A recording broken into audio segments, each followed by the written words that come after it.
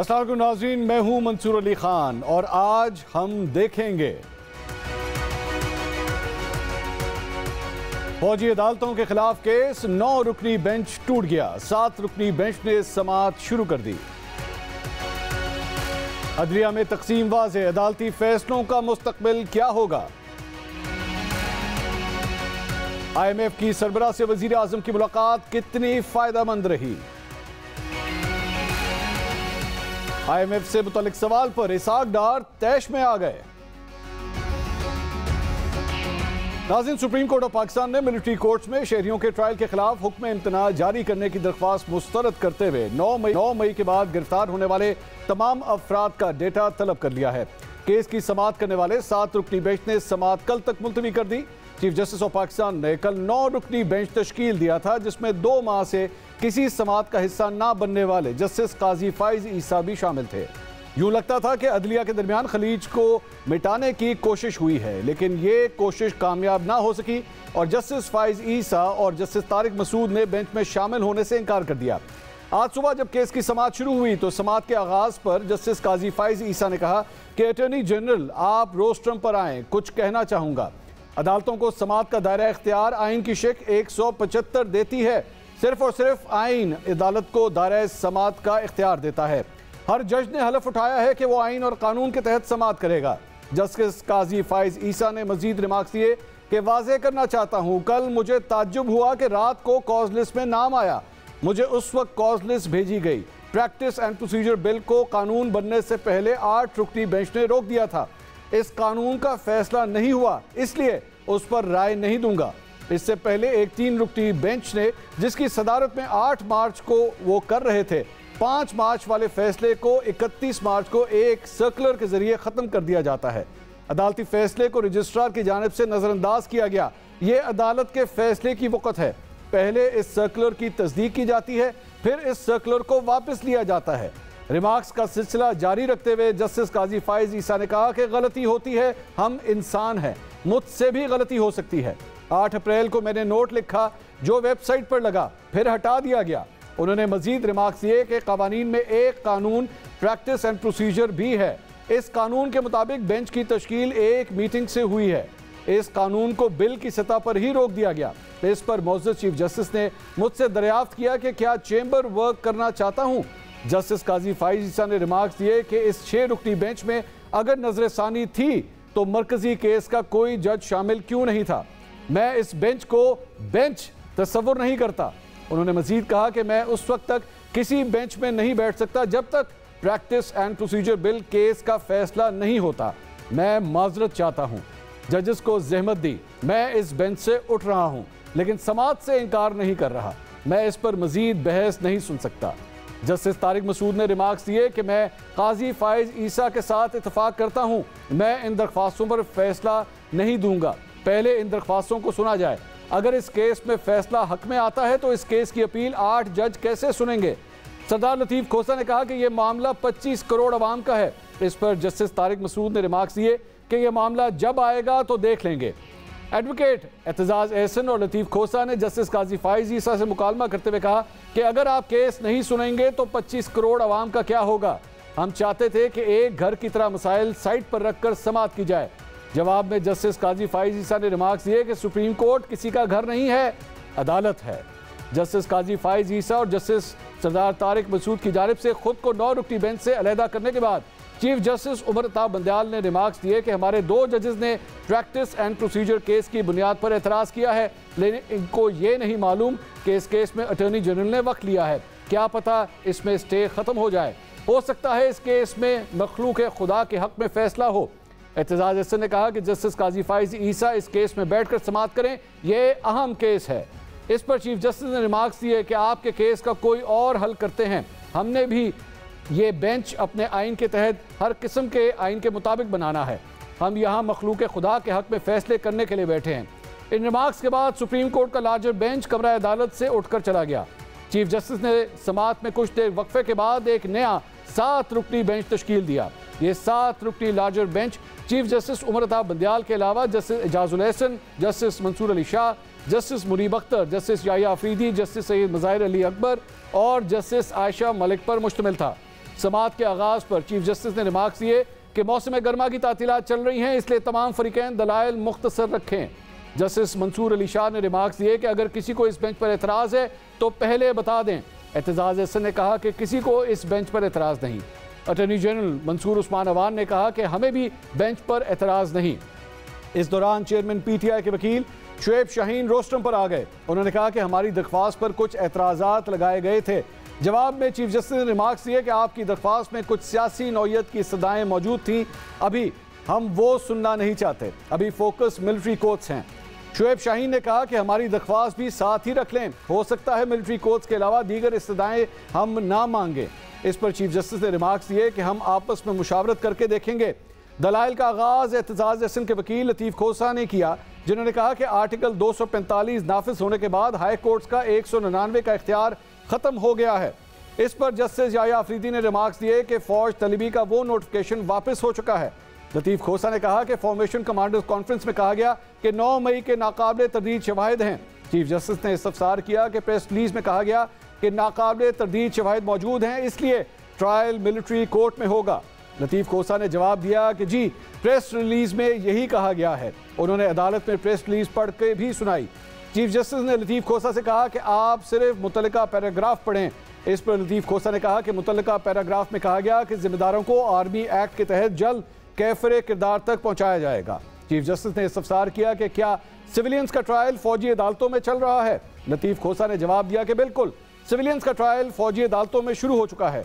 कौमी सलामती इजलास के एलामिया में नाकाबिले तरदीद शवाहिद मौजूद होने का कहा गया। सिविलियंस का ट्रायल या तो कोई कर्नल करेगा या फिर ब्रिगेडियर। इस मौके पर जस्टिस मंसूर अली शाह ने इस्तफसार किया कि ये जो आप पढ़ रहे हैं इसमें ISPR का नाम कहाँ लिखा है। लतीफ़ खोसा ने कहा कि यह ISPR का ही जारी करदा एलामिया है। काबीना ने ISPR के एलामिया की खुलकर तौसीक की। मुल्क की तमाम मिलिट्री क़यादत ने बैठकर फैसला दे दिया कि नाकाबिले तरदीद शवाहिद मौजूद हैं। जस्टिस मंसूर अली शाह ने इस्तफसार किया कि क्या ये दस्तावेज़ात उनकी वेबसाइट पर मौजूद हैं। लतीफ़ खोसा ने जवाब दिया कि ISPR की वेबसाइट पर मौजूद हैं। फॉर्मेशन कमांडर्स ने कह दिया नाकाबिले तरदीद शवाहिद हैं, तो एक कर्नल अब ट्रायल में क्या अलग फैसला देगा। ये नहीं कहता कि 9 मई के जिम्मेदारों को छोड़ दिया जाए, कहीं भी किसी भी हमले के जिम्मेदारों को कटहरे में लाना चाहिए। जस्टिस मंसूर अली शाह ने रिमार्क्स दिए कि ये सब बयानात हैं, हमें दिखाएं कि ट्रायल कहाँ शुरू हुआ। लतीफ़ खोसा ने इंसदाद दहशतगर्दी अदालतों से मुल्ज़मान की हवालगी के फैसले पढ़ना शुरू कर दिए। लतीफ़ खोसा ने कहा कि इंसदाद दहशतगर्दी अदालत से दरख्वास्त करके सिविलियन के केसेस फौजी अदालतों में मुंतकिल करने का कहा गया है। जिसने भी तनसीबात पर हमला किया उनसे मेरी कोई हमदर्दी नहीं है। जिसने जो जुर्म किया है उसको कानून के मुताबिक सजा मिलनी चाहिए। जस्टिस आयशा मलिक ने इस्तफसार किया कि क्या आपने अपने दस्तावेजात में कोई FIR शामिल की है जो मिलिट्री कोर्ट्स को भेजी गई हैं। जस्टिस मंसूर अली शाह ने इस्तफसार किया कि जो लोग मुतासर हैं क्या उनमें से किसी ने सुप्रीम कोर्ट से बराह रास्त रुजू किया। लतीफ़ खोसा ने कहा कि मेरे पास इस किस्म की मालूमात नहीं है। दौरान समाअत वकील सलमान अकरम राजा ने कहा कि मैंने एक दरख्वास्त दायर की, मगर फिलहाल किसी मुतासरा शख्स ने मिलिट्री कोर्ट्स के खिलाफ सुप्रीम कोर्ट से रुजू नहीं किया। जस्टिस याया अफरीदी ने इस्तफसार किया कि जिस कानून के तहत फौजी अदालतों में ट्रायल होना है, क्या उस कानून को किसी ने चैलेंज किया। जस्टिस आयशा मलिक ने इस्तफसार किया कि क्या मिलिट्री कोर्ट से मुतल्लिक कानून चैलेंज हो सकता है। लतीफ़ खोसा ने जवाब दिया कि आर्मी एक्ट और ऑफिशियल सीक्रेट एक्ट के खिलाफ मुकदमा कौन सुनेगा, सुप्रीम कोर्ट को तो लोग मान नहीं रहे। जस्टिस आयशा मलिक ने रिमार्क्स दिए कि आप हमें आर्मी एक्ट और मिलिट्री कोर्ट्स के रूल्स बताएं, क्योंकि हमारे पास कोई किताब नहीं है। हकायक नहीं देंगे तो कैसे आगे चलेंगे। जस्टिस याया अफरीदी ने पूछा कि मिलिट्री ट्रायल के लिए कितने लोगों के नाम गए हैं, वो बता दें। लतीफ़ खोसा ने जवाब दिया कि हमें इल्म है कि कहीं से 20 तो कहीं से 10 अफराद के मुकदमात भेजे गए हैं। जस्टिस याया अफरीदी ने रिमार्क्स दिए कि इसका मतलब है कि आप उमूमी तौर पर बता रहे हैं, अगर हकायक नहीं देंगे तो कैसे आगे चलेंगे। जस्टिस मज़ाहिर अली नकवी ने रिमार्क्स दिए कि जो तमाम मुकदमात बनाए गए उनको सुनने का इख्तियार तो इंसदाद दहशतगर्दी अदालत को पहले ही से हासिल है। लतीफ़ खोसा ने कहा कि हमारा यही मौक़िफ़ है कि केसेस इंसदाद दहशतगर्दी अदालत में चलें, फौजी अदालतों में नहीं। 9 मई के वाक़यात की आड़ में 9-10 हज़ार अफराद को गिरफ्तार किया गया। चीफ जस्टिस ने रिमार्क्स दिए कि हम चाह रहे हैं कि सिर्फ हकायक में रहें। जो मुकदमा दर्ज हुए उनमें मुतअद्दिद नाम हैं, मुकदमात में कुछ पुलिस एहलकारों के नाम क्यों शामिल किए गए। जस्टिस मंसूर अली शाह ने इस्तफसार किया कि कितने लोगों के खिलाफ मुकदमा दर्ज किए गए और कितने अफराद गिरफ्तार हुए। लतीफ़ खोसा ने जवाब दिया कि 10 मई को पहले 50 अफराद को गिरफ्तार किया गया। PTI के रहनुमा शाह महमूद कुरैशी, मुराद सईद, फ़ारूक हबीब के खिलाफ मुकदमा दर्ज हुए।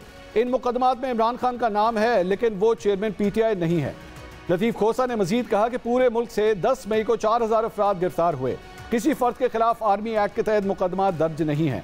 हम तो इसलिए आए हैं कि हमें 25 करोड़ अवाम की फिक्र है। जस्टिस मंसूर अली शाह ने रिमार्क्स दिए कि उन्होंने जो अदालत में सिविलियंस के केस फौजी अदालतों में मुंतकली की दरख्वास्त दी वो दिखा दें। मजिस्ट्रेट या अदालत को दरख्वास्त दी जाती है कि इन अफराद को हम आर्मी एक्ट के ट्रायल में ले जाना चाहते हैं। अदालत ने किसी बुनियाद पर तो मुकदमात फौजी अदालतों में मुंतकिल करने की इजाज़त दी होगी। जस्टिस आयशा मलिक ने रिमार्क्स दिए कि अगर आर्मी एक्ट सिविलियंस पर लागू नहीं होता तो कैसे इंतजाद दहशतगर्दी अदालत ने मुकदमात फौजी अदालत में मुंतकिल कर दिए। सुप्रीम कोर्ट ने 9 मई के वाकयात के बाद गिरफ्तार होने वाले तमाम अफराद का डेटा तलब करते हुए केस की मजीद समाअत कल सुबह 9:30 बजे तक मुलतवी कर दी। आज की अदालती कार्रवाई से पैदा होने वाली सूरत हाल पर हम 4 सवाल पूछते हैं। सवाल नंबर 1, बज़ाहिर चीफ जस्टिस ने कोशिश की कि अदलिया में तकसीम का तासुर खत्म हो सके, लेकिन यह तासुर खत्म ना हुआ। क्या ये अदलिया के लिए नुकसानदेह नहीं? सवाल नंबर 2, जस्टिस काजी फाइज ईसा ये समझते हैं कि आर्टिकल 184(3) के तहत बनाए गए जितने भी बेंचेस हैं वो गैर आईनी हैं। अगर उनकी ये बात दुरुस्त तस्लीम कर ली जाए तो पिछले 2 माह के अंदर चीफ जस्टिस ने 3 सीनियर जजेस के मशवरे के बगैर जितने बेंच बनाए क्या वो गैर आईनी हैं? सवाल नंबर 3, फौजी अदालतों के खिलाफ इमरान खान, करामत अली, एतजाज एहसन के बाद साबिक chief justice supreme court Jawwad S Khawaja ने दरख्वास्त दायर की, लेकिन चीफ जस्टिस ने आखिरी दरख्वास्त गुजार की दरख्वास्त को सबसे ऊपर रखा। क्या चीफ जस्टिस के इस अमल पर जस्टिस काजी फाइज ईसा का एतराज दुरुस्त है? सवाल नंबर 4, जस्टिस काजी फाइज ईसा ने मौजूदा 7 रुकनी बेंच को बेंच मानने से इनकार कर दिया। क्या इस बेंच का फैसला माना जाएगा? इन तमाम सवालों के जवाब लेने की कोशिश करते हैं। इस वक्त वज़ीर आज़म के मामले खुसूसी इरफान कादिर साहब हमारे साथ टेलीफोन लाइन के ऊपर मौजूद हैं। इरफान साहब, बहुत शुक्रिया आपने हमें ज्वाइन किया। इरफान साहब, सुप्रीम कोर्ट के हवाले से जिस तरह का बेंच बना था, एक इम्प्रेशन ये था कि जैसे ये कोशिश की जा रही है कि जो डिवाइडेड एक सुप्रीम कोर्ट का एक इम्प्रेशन है उसे ख़त्म किया जा सके, लेकिन ये बेंच भी टूट गया। किस तरह देखते हैं इस डेवलपमेंट को आप? मुझे पता है कि ये होगा, क्योंकि लॉ इज सो क्लियर कि कल मेरे कुछ प्रोग्राम्स हुए हैं, उसमें लोगों ने सवाल किए, मैंने बता दिया था कि ये बेंचेस जो हैं, ये जो बेंच 9 रुकनी है, इलीगली कॉन्स्टिट्यूट हुआ है। एक एग्जिस्टिंग लॉ जिसको लॉ बनने से पहले मुअत्तल करने की कोशिश की गई और फिर जो 2 सीनियर जजेस हैं उनको एक्सक्लूड करके अपनी मर्जी से बेंच कॉन्स्टिट्यूट कर दिया, जिसमें रिलेटिवली अपने मसलक के लोगों को भी ज्यादा रखा और उस कानून के केस को पेंडिंग रखा हुआ है 8 जजेस के फैसले के तहत, जो कि बिल्कुल खिलाफ आईन फैसला है। और मुझे खुशी है कि काजी फायज ईसा साहब ने, जो नाम चीफ जस्टिस हैं, उन्होंने ये सारी बातें कर दी हैं और बड़ी क्लैरिटी से की हैं। मैं समझता हूं कि चीफ जस्टिस को नहीं चाहिए था कि वो इस तरह से कानून का रास्ता जो है रोकने की कोशिश करें और साथ अपने जजेस बुला लें, और मोस्टली वो जजेस out of turn supreme court में आए हैं। तो मेरे नज़दीक ये बड़ी सीरियस वायलेशन की है चीफ जस्टिस ने, और फायज ईसा साहब का जो मौक़िफ़ है बिल्कुल दुरुस्त। ये इरफान साहब, एक रिमार्क बीच में आया था आज की समाअत के अंदर जस्टिस काजी फाइज ईसा के हवाले से, जिसमें उन्होंने कहा कि जो बेंच बन रहे हैं मैं उनको बेंच ही नहीं मान रहा और इसके तो बड़े सीरियस रिप्रिकॉशंस हो सकते हैं, बड़े संगीन किस्म के नताइज आ सकते हैं अगर आने वाले चीफ जस्टिस इस किस्म का रिमार्क दे रहे हैं। मेरा ख्याल है कि ये जजेस पे मिसकॉन्डक्ट के केसेस होंगे इन सब पे, कि जिस तरह से यानी पार्लिमान को इन्होंने के कानून को बिल्कुल ही इग्नोर करना शुरू कर दिया है। ये तो ओथ उठाया हुआ इन्होंने कि ये लॉ को प्रोटेक्ट करेंगे, प्रिजर्व करेंगे। ये तो नहीं है कि इन एंटीसिपेशन लॉ बना भी नहीं तो क्या मुअत्तल करते हैं और उसके बाद वो केस भी ना लगाएं और उसको इंतवा में रखें और यहाँ से अपने मर्जी के बेंचेस बनाना शुरू कर दें।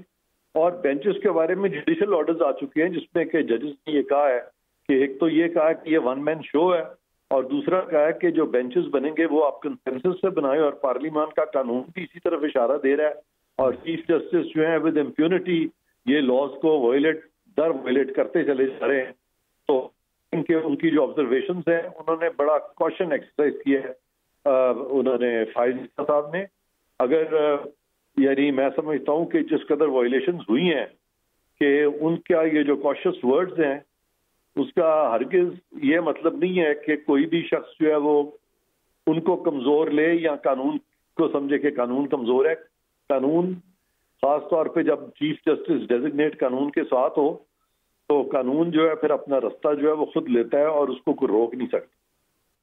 ये इरफान साहब, मैं आपकी गुफ्तगू एक और चैनल के ऊपर भी सुन रहा था, आपने ये फरमाया कि इन 2 जजेस ने अपने आप को बेंच से अलग करके जो है बिल्कुल ठीक किया है, और 2 जजेस और भी हैं। गालिबन आप जस्टिस मंसूर अली शाह और जस्टिस याया अफरीदी का जिक्र कर रहे थे कि वो अभी भी इस बेंच का हिस्सा हैं, तो उन्होंने अपने आप को रिक्यूज़ नहीं किया इस बेंच से, वो अभी भी उसका हिस्सा हैं। तो क्या ये कहा जा सकता है कि वो कम अज़ कम बेंच की फॉर्मेशन से इस अहम केस के अंदर जो है वो सेटिस्फाइड हैं?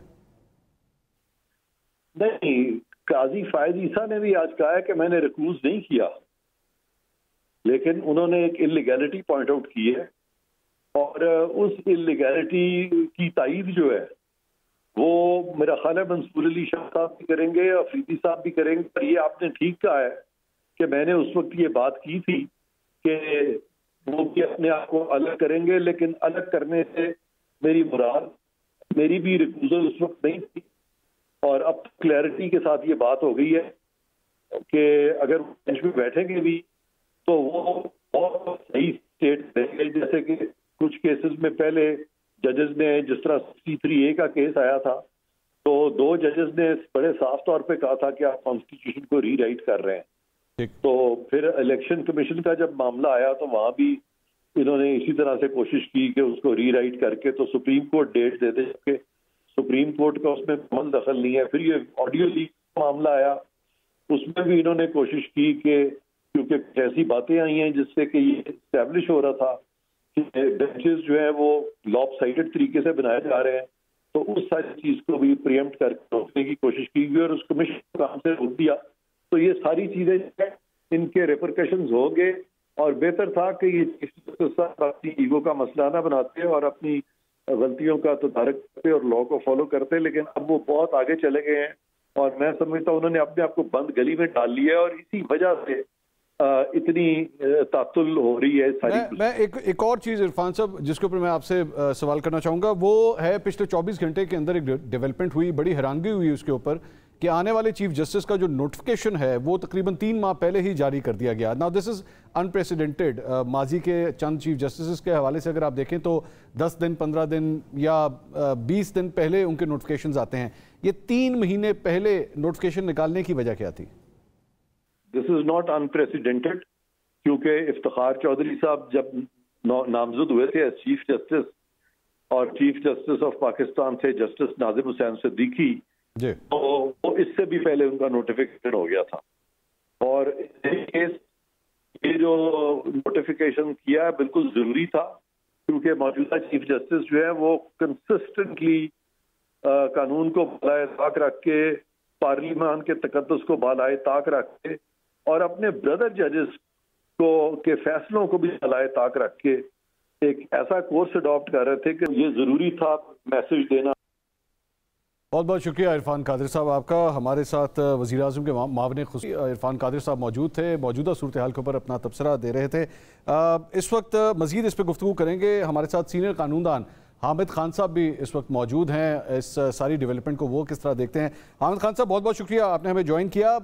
9 रुकनी बेंच बनाया गया और यही एक इम्प्रेशन था कि शायद चीफ जस्टिस ये कोशिश कर रहे हैं कि किसी तरह मसाइल जो हैं वो हल हो जाएं, जो डिविजन्स हैं वो ख़त्म हो जाएं और शायद अब एक कंबाइंड तौर पे ये पूरा सुप्रीम कोर्ट जो है वो इकट्ठा आगे चलेगा, लेकिन ऐसा हो ना सका। ये किस तरह देखते हैं आप आज की इस डेवलपमेंट को?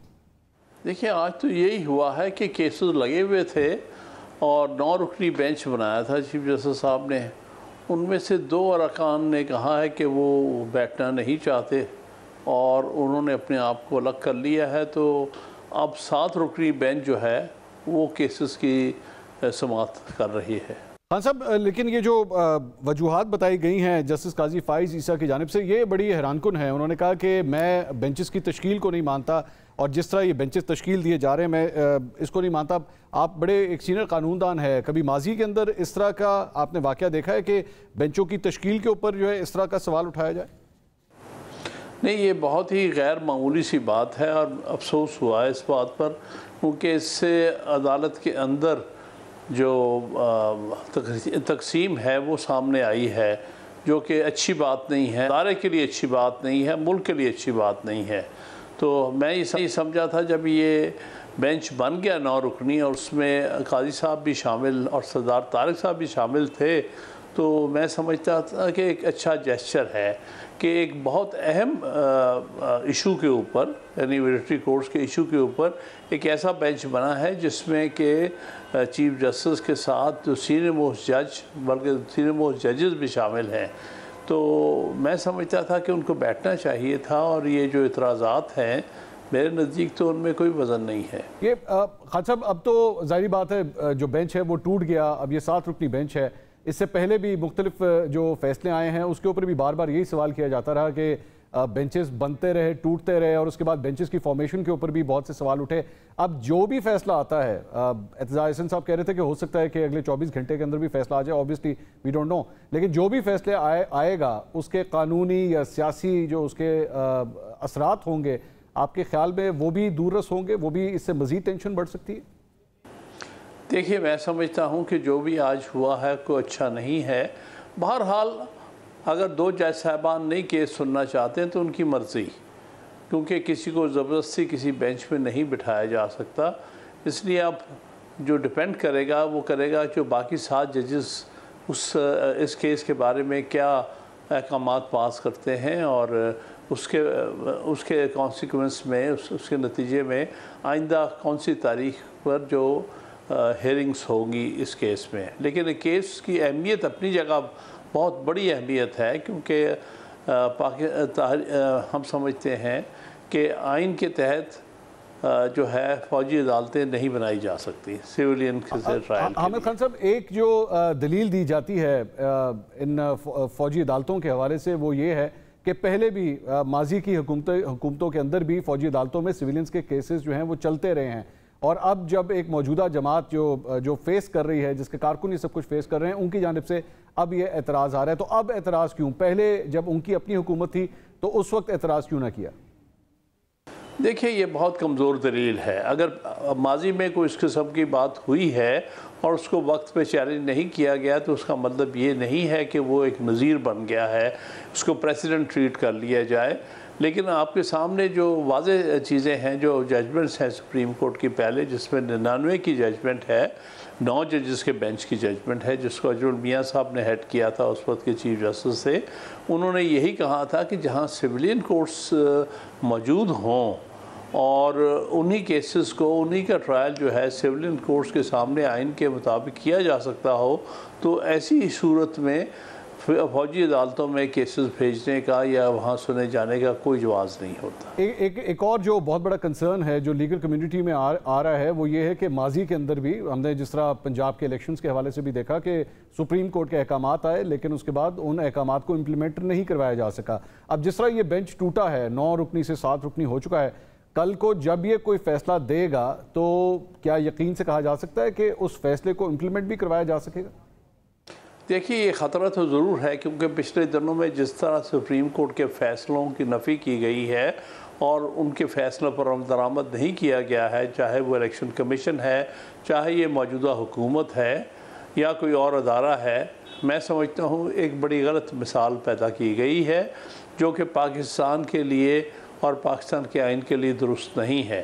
तो ख़तरात तो वाकई ही हैं कि ये फ़ैसले पर भी कोशिश होगी कि उसको किसी न किसी तरह से नामुकम्मल रखा जाए या उसके ऊपर अमल दरामद ना हो। लेकिन ऐसा करना जो है वो किसी तौर पर भी ना आइन के लिए दुरुस्त है, ना मुल्की मफाद के लिए। बहुत बहुत शुक्रिया हामिद खान साहब आपका। सीनियर कानूनदान हामिद खान साहब हमारे साथ मौजूद थे, अपना तज्जिया दे रहे थे मौजूदा सूरत हाल के ऊपर। बहरहाल अब कल तक के लिए इसके अंदर एक वक्फा आया है, दोबारा केस की समाअत जो है वो कल दोबारा शुरू होगी। एक ब्रेक लेंगे, ब्रेक के बाद इस पूरी कानूनी जंग के सियासी मुहर्रकात क्या हो सकते हैं, मजमूई तौर पर मुल्क की सियासी सूरत हाल के ऊपर भी बात करेंगे। वज़ीर आज़म शहबाज शरीफ भी लंदन के लिए रवाना होने जा रहे हैं, अभी पेरिस के अंदर मौजूद हैं, लेकिन अपने बड़े भाई नवाज शरीफ से मिलने के लिए वो भी लंदन जा रहे हैं। क्या होने जा रहा है लंदन के अंदर, इस पर तफसील से बात करेंगे एक ब्रेक के बाद। हमारे साथ रहिएगा।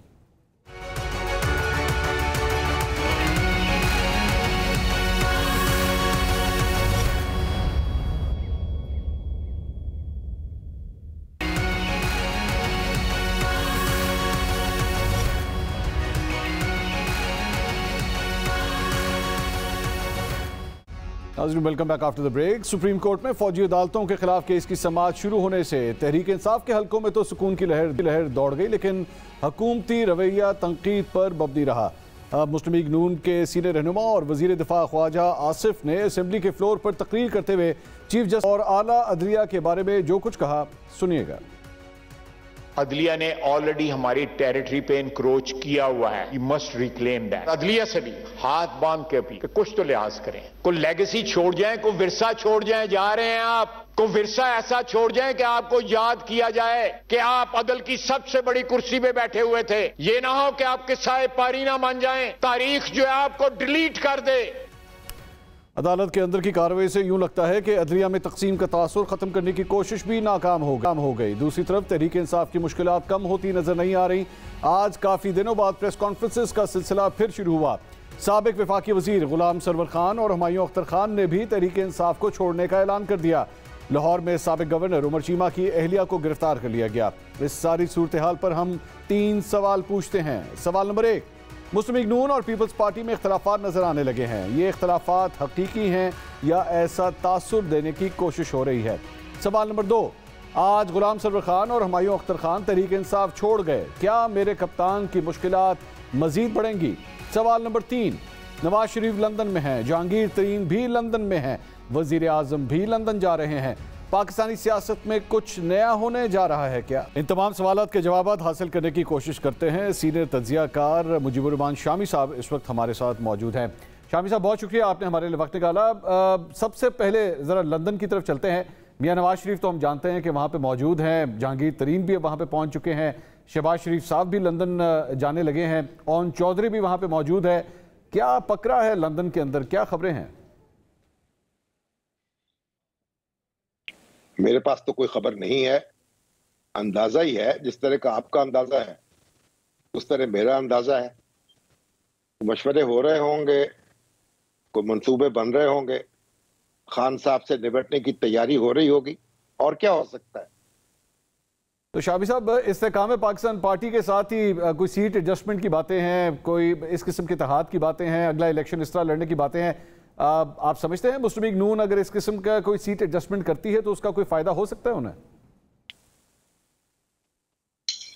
देखिए, ये इस बात पर मुनहसर है कि पीटीआई कहां खड़ी होगी, उसकी क़यादत कौन कर रहा होगा, और उसके कप्तान जो हैं वो किस हाल में होंगे।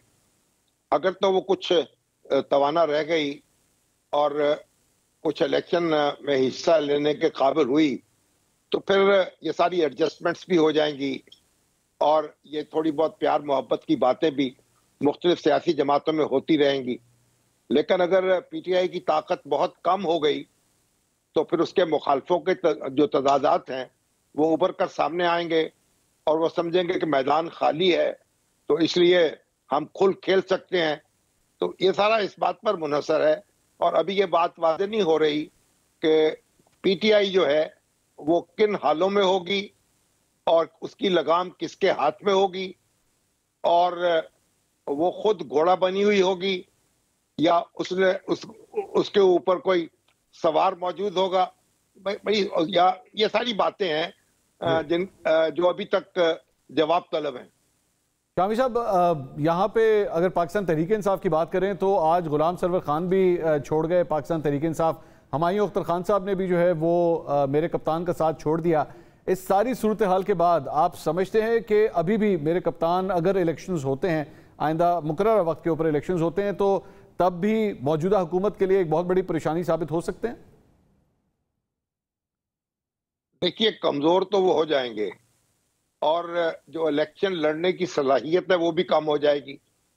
जो फंड्स कलेक्ट करने की सलाहियत है उस पर भी फर्क पड़ेगा, और उनके जितने जो एटीएम्स हैं वो तो एक एक करके उनको छोड़ गए हैं ना, और मजीद दस्तयाब नहीं होंगे आसानी से। तो ये सब कुछ होगा, लेकिन इसके बावजूद जो वोटर है अगर वो उनके साथ जुड़ा रहा और उसमें वो उस तरह कमी ना हुई, यानी 10% 20% कमी तो हो सकती है, तो फिर भी वो एक ताकतवर हरीफ के तौर पे तो मौजूद रहेंगे और एक यूनाइटिंग फैक्टर भी रहेंगे अपने हरीफों के दरमियान।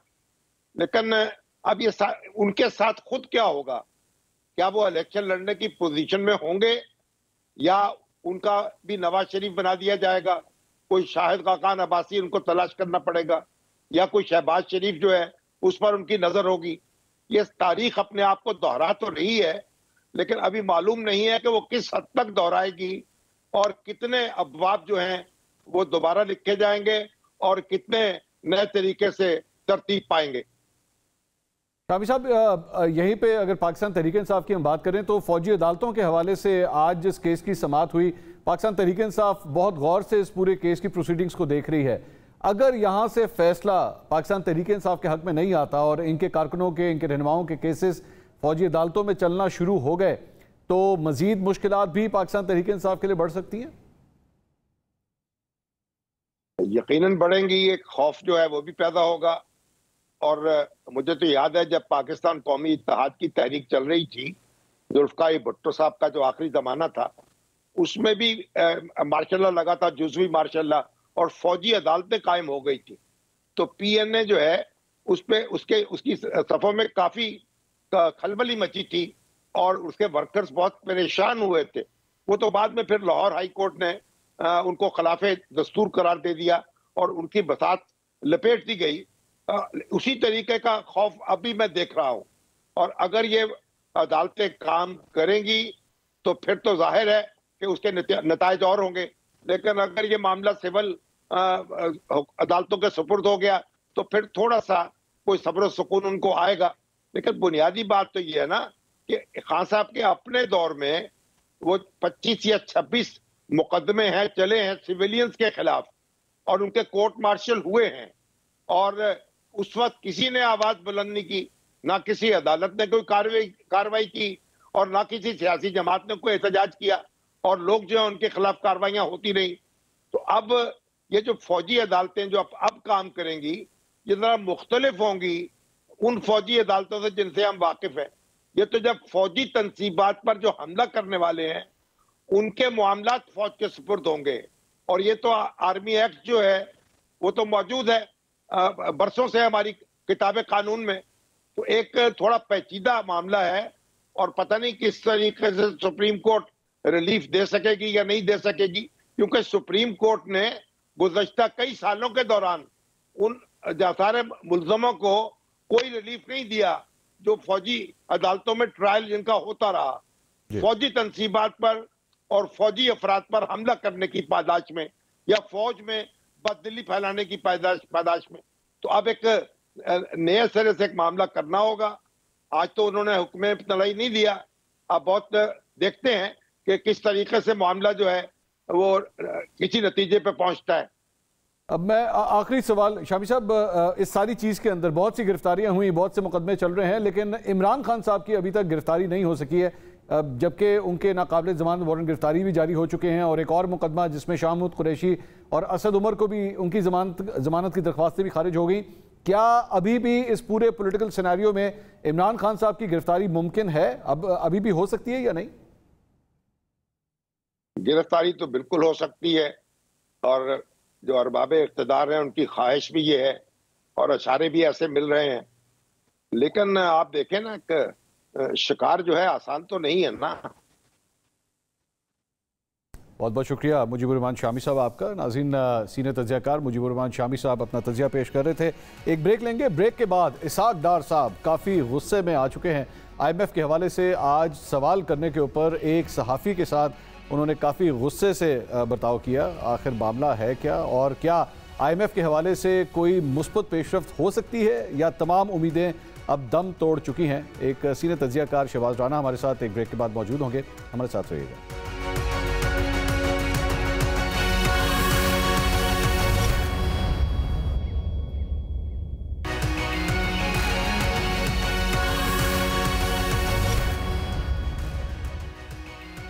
नाज़रीन, welcome back after the break. बहरान में घिरी मुल्की मईशत हुकूमत के हिसाब पर सवार होती नजर आ रही है। आज वजीर खजाना इसहाक डार IMF के साथ मुआहदे के बारे में एक सहाफ़ी के सवाल पर तैश में आ गए और अपने अमले को सहाफ़ी का मोबाइल छीनने का कह दिया। दूसरी तरफ पेरिस में वजीर आज़म की IMF की MD से मुलाकात भी हुई है, जिसमें वजीर आज़म शहबाज शरीफ ने IMF की MD को मुआशी बेहतरी के लिए उठाए गए इक़दाम से आगाह किया। इन सब कोशिशों के बावजूद IMF मुआहिदा होता नजर नहीं आ रहा, क्योंकि कल अमरीकी सफीर ने वजीर खजाना इसहाक डार से IMF मुआहिदा न होने की सूरत में मुतबादिल ऑप्शंस मांग लिए हैं। हुकूमत ने मईशत के हवाले से एक और सख्त फैसला भी किया है और कराची में पाकिस्तान इंटरनेशनल कंटेनर्स टर्मिनल का इंतजामी कंट्रोल मुत्तहिदा अरब अमारात के अबूज़ेबी पोर्ट्स ग्रुप के सुपुर्द कर दिया गया है। इसहाक डार के सख्त रवैये, अमरीकी सफीर की तरफ से प्लान B मांगने और कराची बंदरगाह के टर्मिनल्स का इंतजामी कंट्रोल मुत्तहिदा अरब अमारात की कंपनी के हवाले करने पर हम 3 सवाल पूछते हैं। सवाल नंबर 1, क्या IMF से मुआहिदे में ताख़ीर की वजह से वजीर खजाना इसहाक डार ज़हनी दबाव में आ गए हैं? वो गैर ज़रूरी तौर पर गुस्से में आ गए और सहाफ़ी का मोबाइल कैमरा बंद कराने की कोशिश की। सवाल नंबर 2, कराची पोर्ट्स के टर्मिनल्स का इंतजाम अरब अमारात की कंपनी के हवाले करने से मुल्की मईशत पर कौन से मुस्बत असरात मुरतब होंगे? सवाल नंबर 3, वज़ीर आज़म ने IMF की सरबराह से मुलाकात की है, क्या अब उम्मीद की जा सकती है कि मुआहिदा हो जाएगा या सारी उम्मीदें ख़त्म हो चुकी हैं? इन तमाम सवालों के जवाब ढूंढने की कोशिश करेंगे। सीनियर मुआशी तज्ज़ियाकार और एंकर पर्सन शहबाज राना साहब इस वक्त हमारे साथ मौजूद हैं। शहबाज साहब, बहुत शुक्रिया आपने हमारे लिए वक्त निकाला। ये जो वाक़या पेश आया है एक सहाफ़ी के साथ, इसहाक डार साहब ने उसका मोबाइल लेने की कोशिश की, रिकॉर्डिंग करने से मना कर दिया, गुस्से में आ गए, तैश में आ गए। सवाल सीधा सा था कि IMF के हवाले से मुआहिदा कहाँ तक पहुँचा है? कुछ ज़्यादा ज़हनी दबाव में नहीं आ गए वज़ीर ख़जाना आजकल? जी, बिस्मिल्लाहिर्रहमानिर्रहीम। मंसूर साहब, पहले तो आपको बहुत मुबारक हो, आपके लिए नया वेंचर, अल्लाह आपको कामयाबी करे। देखिए, ये जो डार साहब वाला वाकया है, ये अनयूजुअल है भी और नहीं भी। आपने सही फरमाया, डार साहब काफ़ी दबाव में लगते हैं। उनका अगर बॉडी पोस्चर देखें, उनके चेहरे के तासुरात आप देखें, ये जो आज वाकया हुआ है इसका एक बैकग्राउंड भी है। इससे पहले भी शाहिद कुरैशी साहब ने कुछ कोशिश की क्वेश्चन करने की डार साहब को, गालिबन इसी हफ्ते। तो डार साहब का जो स्टाफ है सिक्योरिटी के, उनके साथ काफ़ी ज़्यादा लोग होते हैं, तो उन्होंने शाहिद कुरैशी को पुश बैक किया था। ये वाकया भी चंद दिन पहले हुआ, उसका भी कुरैशी साहब ने इसका वीडियो बना के उन्होंने ट्विटर पे अपने अकाउंट से भी शेयर की थी, हमसे भी उन्होंने बात की थी। तो हमने मैसेज कन्वे किया था क्यू ब्लॉग को कि अपनी सिक्योरिटी की जो टीम है उसको समझाइए, ये इस तरह के जो वाकया था मुनासिब नहीं है और हर सहाफ़ी का एक हक होता है कि वो आप कोई भी वो सवाल कर सके। अब जिससे सवाल किया जाता है उसका राइट है, वो जवाब दे, चुप रहे, लेकिन ना उसके पास ये इख्तियार है कि वो मुड़ के किसी का मोबाइल छीने, ना कोई मारने की कोशिश करे। तो ये वाकया जो है काबिल मुज़म्मत तो है और बात आपकी ठीक है, वो काफ़ी ज़्यादा दबाव का शिकार लग रहे हैं जिसकी वजह से इस तरह के वाकयात होते हैं। हमारे साथ इस तरह का कभी फिजिकल को वाकया हुआ तो नहीं है, बट चूंकि आपने अक्सर देखा होगा उनकी जो टोन है वो चेंज हो जाती है सवालों के मुनासबत के साथ, तो इसलिए इस तरह की चीज़ें, और ख़ासतौर पर जो पाकिस्तान की इकॉनमी के हालात और डार साहब के ऊपर जो प्रेशर्स हैं, उसमें इस तरह के वाकये का होना और ज़्यादा अफसोसनाक बात है। शहबाज साहब, आपने आज एक स्टोरी भी की इस सिलसिले में, मुत्तहिदा अरब अमारात की कंपनी को जो है वो कंट्रोल दिया जा रहा है, कराची जो कंटेनर पोर्ट है उसका। ये एक मुस्बत इसको डेवलपमेंट कहा जाए या पाकिस्तान के लिए वरीसम है? ये मंसूर साहब, इसमें कुछ गलत नहीं है, आप तरीक़ेकार के ऊपर बात कर सकते हैं। प्रिंसिपल की अगर आप बात करें तो ये ठीक है। पहली बात है कि ये जो टर्मिनल्स हैं इसके 6 से लेकर 9 तक, ये टर्मिनल्स पहले भी हुकूमत पाकिस्तान या कराची पोर्ट ट्रस्ट के पास नहीं थे। ये वाले जो टर्मिनल्स थे, एक फिलिपीनी कंपनी थी, उनको 20 या 21 साल के लिए दिए गए थे जब जनरल परवेज मुशर्रफ की हुकूमत थी 2002 में, और इसकी जो मुद्दत थी उनकी इसकी लीज की वो ख़त्म होगी 17 जून को, और 17 जून के बाद फिर लगता ऐसे था कि UAE इसमें पहले इंटरेस्टेड था, उन्होंने अपना इंटरेस्ट शो किया हुआ था, तो बड़े फास्ट ट्रैक के ऊपर ये डेवलपमेंट हुई है। आपने देखा कि 3 दिन के अंदर ना सिर्फ एक इतना बड़ा एक मुआहिदा जो है उसका फाइनेंशियल इंपैक्ट चाहे जितना छोटा हो या बड़ा हो, इररिस्पेक्टिव ऑफ दैट, एक बड़ी फास्ट स्पीड के ऊपर एक मुआहिदा होता है, कमर्शियल एग्रीमेंट वो होता है। एक मीटिंग इसके लिए खासतौर पर 3 से 4 मीटिंग्स हुई हैं जो कैबिनेट की कमेटी है, स्पेशल कमेटी इंटर गवर्नमेंटल जो कमर्शियल ट्रांजैक्शन उसके लिए बनाई गई थी, और इसके लिए बाकायदा कानून बनाया गया था पिछले साल। और इसका जो बैकग्राउंड भी है मंसूर, वो कानून का वो भी यही है कि जब पिछले साल इन्हीं दिनों में गालिबन अप्रैल में प्राइम मिनिस्टर शहबाज शरीफ साहब जब UAE गए और वहां से जाकर उन्होंने उधार मांगा, तो आगे से जो UAE के हुक्मरान थे उन्होंने उधार देने से इनकार कर दिया। उन्होंने कहा कि आप अपने असासे बेचिए और उसके बाद आप अपने मसाइल को हल कीजिए, कब तक उधार लेके मामला चलाते रहेंगे। फिर PM साहब वापस आए, एक नया कानून यही वाला बनाया गया, इस कानून बनाने में भी काफी वक्त लग गया, लेकिन ये पहली ट्रांजैक्शन है जो इस कानून के तहत हो रही है और बड़ी एक स्विफ्ट ट्रांजैक्शन हुई है। और ये 25 साल के लिए, उनकी डिमांड तो वैसे 50 साल की थी, फिलहाल हुकूमत ने 25 साल का ये लीज का मुआहिदा उसके साथ बहुत किया बहुत है। शुक्रिया, बहुत बहुत शुक्रिया शहबाज राना साहब आपका। सीनियर मुआशी तज्ज़ियाकार शहबाज राना साहब हमें तफसीलात से आगाह कर रहे थे। नाज़रीन, प्रोग्राम से अब तक के लिए इतना ही। अगले हफ्ते आपसे दोबारा मुलाकात होगी। अल्लाह हाफ़िज़।